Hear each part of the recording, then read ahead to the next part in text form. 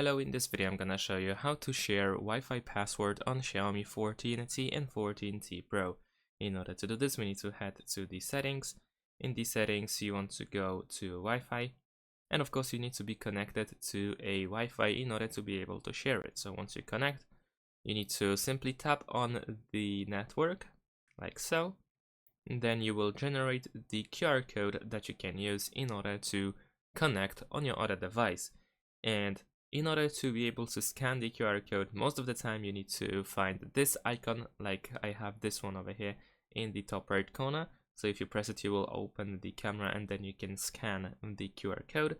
Or you need to find the Add Network button, which sometimes might be stored somewhere at the bottom. You will need to scroll down in order to find it, and then once you press Add Network, there could be an option to use the camera to scan the QR code. And that's pretty much it. Thanks for watching, leave a like and subscribe to my channel, and see you in my next videos. Bye.